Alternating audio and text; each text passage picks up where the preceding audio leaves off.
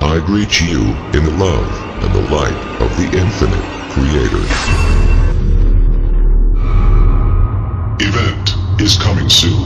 YouTube channel. Here's the latest intel. Buzz Aldrin, we were ordered away from the moon. Is there an alien base on the moon? More and more people are coming forward with stories that might prove this is true.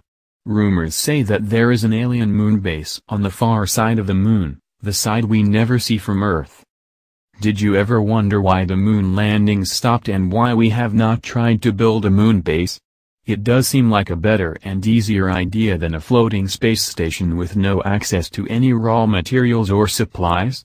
According to the NASA astronaut Neil Armstrong, the aliens have a base on the moon and told us in no uncertain terms to get off and stay off the moon. Sound far-fetched?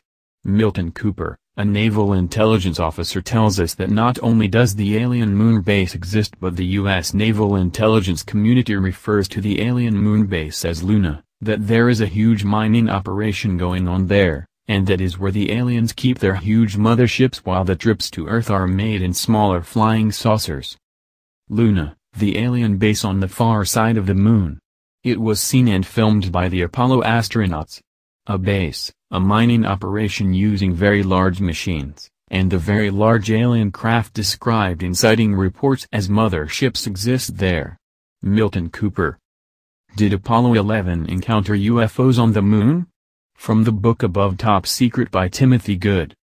According to hitherto unconfirmed reports with calls to their offering no help, both Neil Armstrong and Edwin Buzz Aldrin saw UFOs shortly after their historic landing on the moon in Apollo 11 on July 21, 1969.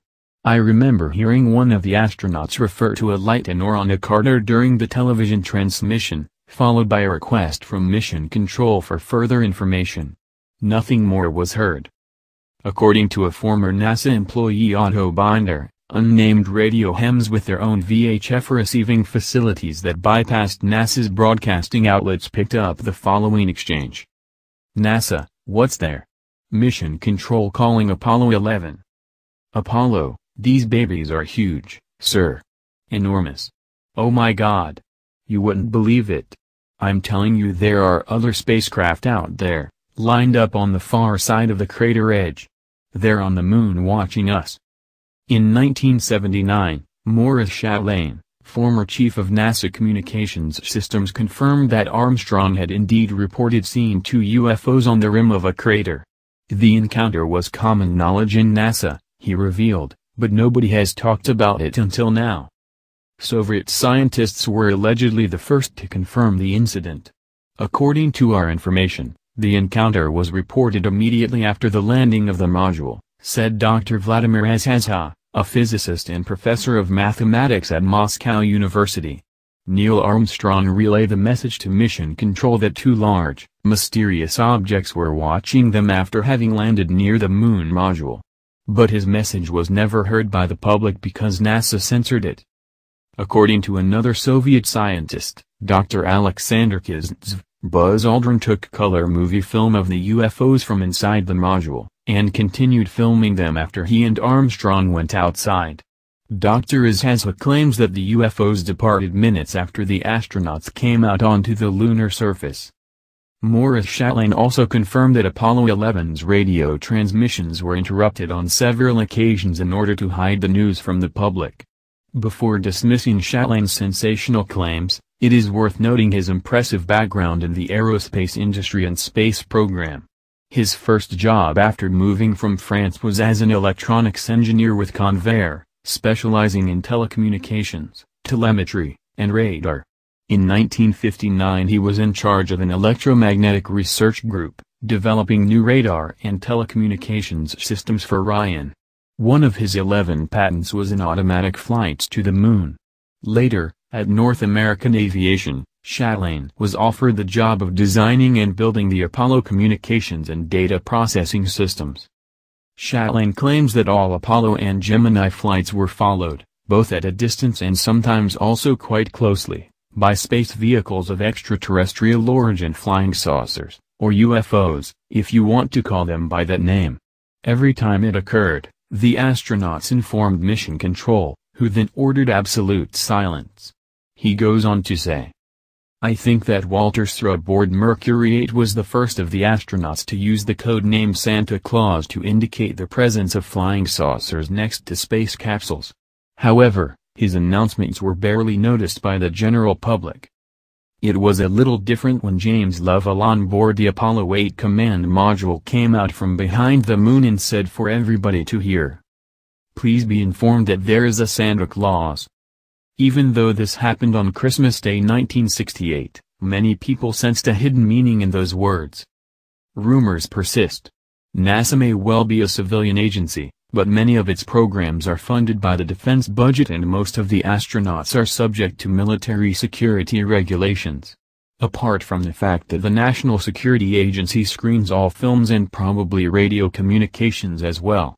We have the statements by Otto Binder, Dr. Gary Henderson and Morris Chatelain that the astronauts were under strict orders not to discuss their sightings.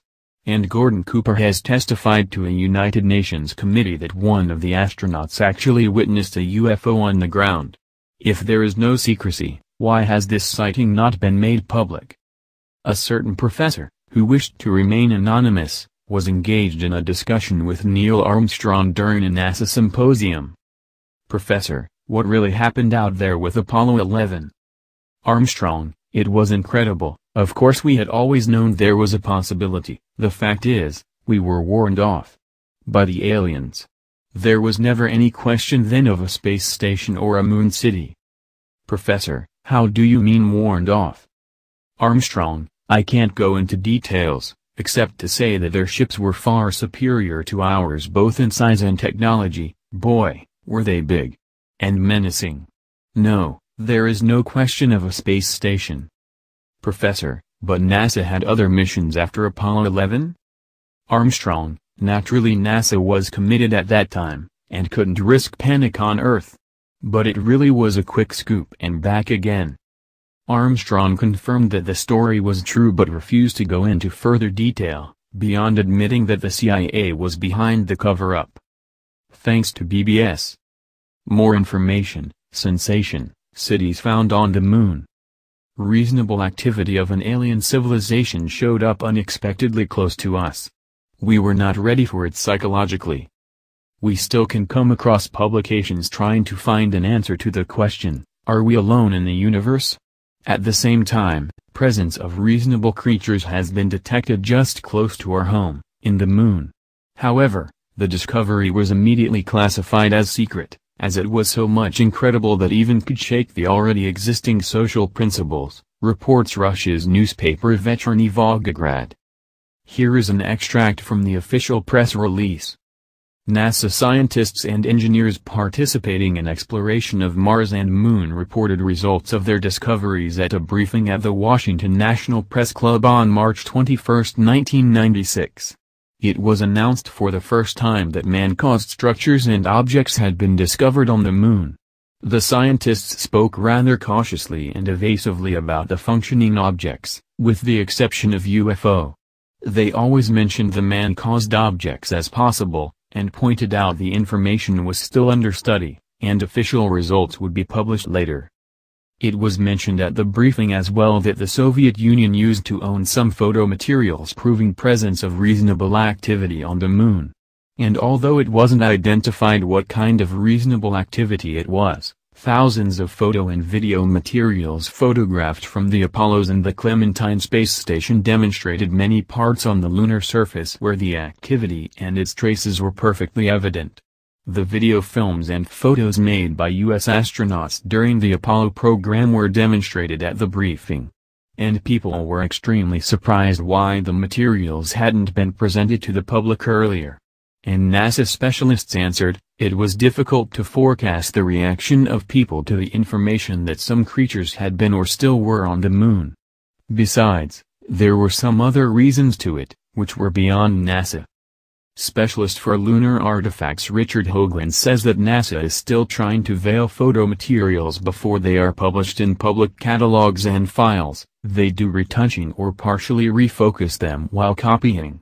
Some investigators, Hoagland is among them, Suppose that an extraterrestrial race had used the moon as a terminal station during their activity on the Earth. The suggestions are confirmed by the legends and myths invented by different nations of our planet. Ruins of lunar cities stretched along many kilometers, huge transparent domes on massive basements, numerous tunnels and other constructions make scientists reconsider their opinions concerning the lunar problems. How the moon appeared and principles of its revolving around the Earth still pose a great problem for scientists. Some partially destroyed objects on the lunar surface can't be placed among natural geological formations, as they are of complex organization and geometrical structure. In the upper part of Rima Hadley, not far from the place where the Apollo 15 had landed, a construction surrounded with a tall D-shaped wall was discovered. As of now, different artifacts have been discovered in 44 regions. The NASA Goddard Space Flight Center, the Houston Planetary Institute and specialists from the Bank of Space Information are investigating the regions. Mysterious terrace-shaped excavations of the rock have been discovered near the Tile crater. The concentric hexahedral excavations and the tunnel entry at the terrace side can't be results of natural geological processes, instead, they look very much like open-cast mines. A transparent dome raised above the crater edge was discovered near the crater Copernicus. The dome is unusual as it is glowing white and blue from inside. A rather unusual object, which is unusual indeed even for the moon, was discovered in the upper part of the factory area. A disk of about 50 meters in diameter stands on a square basement surrounded with rhombi walls. In the picture, close to the rhombi, we can also see a dark round embrasure in the ground, which resembles an entry in an underground caponnière. There is a regular rectangular area between factory and the crater Copernicus which is 300 meters wide 400 meters long. Apollo 10 astronauts made a unique picture, AS-1032 4822, of a 1-mile-long object called Castle, which is hanging at the height of 14 kilometers and casts a distinct shadow on the lunar surface. The object seems to be consisting of several cylindrical units and a large conjunctive unit. Internal porous structure of the castle is clearly seen in one of the pictures, which makes an impression that some parts of the object are transparent. As it turned out at the briefing where many NASA scientists were present, when Richard Hoagland had requested originals of the castle pictures for the second time, no pictures were found there at all. They disappeared even from the list of pictures made by the Apollo 10 crew. Only intermediate pictures of the object were found in the archives, which unfortunately do not depict the internal structure of the object. When Apollo 12 crew landed on the lunar surface, they saw that the landing was observed by a half-transparent pyramidal object.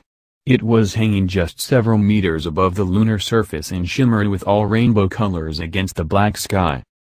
In 1969, when the film about astronauts traveling to the Sea of Storms was demonstrated, the astronauts saw the strange objects once again, which were later called striped glasses. NASA finally understood what consequences such kind of control could bring. Astronaut Mitchell answered the question about his feelings after a successful return the following: "My neck still aches as I had to constantly turn my head around because we felt we were not alone there. We had no choice but pray." John Stone, who worked at the Houston Space Center and studied photos and video materials done during the Apollo program, discussed the artifacts with Richard Hoagland and said, "The NASA leadership was awfully annoyed with the great number of anomalous, to put it mildly, objects on the moon. It was even said that piloted flights to the moon could be banned in the program's network." Investigators are especially interested in ancient structures resembling partially destroyed cities. The orbital shooting reveals an astonishingly regular geometry of square and rectangular constructions. They resemble our terrestrial cities seen from the height of 5-8 kilometers. A mission control specialist commented on the pictures, "Our guys observed ruins of the lunar cities, transparent pyramids, domes and God knows what else, which are currently hidden deep inside the NASA safes, and felt like Robinson Crusoe when he suddenly came across prints of human bare feet on the sand of the desert island." What do geologists and scientists say after studying the pictures of lunar cities and other anomalous objects? They say, such objects can't be natural formations. We should admit they are artificial, especially the domes and pyramids. Reasonable activity of an alien civilization showed up unexpectedly close to us. We were not ready for it psychologically, and some people hardly believe they are true even now. Updated info: New crater revives moon mystery. Special report from New Scientist print edition. A mysterious flash on the moon caught on camera 50 years ago is still provoking disagreements about its origin. Astronomer Bonnie Bordy says her new results show that the flash was caused by a 20-meter asteroid hitting the moon. If Bordy is right, such impacts may be more frequent than thought, about once every 30 years on the Earth, and every 500 years on the moon. But other asteroid watchers think the flash was due to a small meteor burning up in Earth's atmosphere. Amateur astronomer Leon Stewart's 1953 photograph of the moon shows a light spot near the center of the moon's visible surface. It would take a half-megaton explosion to produce such a flash, says Bordy, of NASA's Jet Propulsion Laboratory at Pasadena. The resulting crater would not be visible from Earth, but it should appear on close-ups taken by lunar probes. In a future issue of the journal Icarus, Bordy reports a fresh impact scar at the site of the 1953 flash on images collected by the Clementine spacecraft as it orbited the moon in 1994. A bright blanket of ejected material covers an area that is about 1.5 kilometers across, and the color of the debris indicates that the crater is relatively new. Point meteors. But the odds against such a big lunar impact are too long for Peter Brown of the University of Western Ontario, who has used U.S. military satellite data to estimate meteor impact rates on the Earth. "I think they are going too far," he told New Scientist. Instead, he believes that the flash was a meteor falling to Earth, which appeared as a bright spot because it was moving directly towards the observer. Although such point meteors are rare, they are much more common than lunar impacts. He is not impressed by the crater's appearance. "We have no absolute criteria for the age of lunar craters," he says. "Fresh could be 20 million years old." Bordy calls Brown's claim preposterous. She says Stewart was an experienced observer, his half-second exposure shows no trace of motion, and the flash was near a point on the leading edge of the moon where impacts are most likely. "Our identification of the crater validates Stewart's claim that it was an impact." Jeff Heck. Thanks for visiting our YouTube channel. Be sure to check out our playlists for additional information and intel. Our playlists are broken down to give you easy access to vital information. Please subscribe to be notified of our new videos, and share on your social media. Please enter our Subscriber Appreciation $100 monthly giveaway. This is our way of saying thank you for supporting us. The link to our giveaway is below in the description. Victory of the light.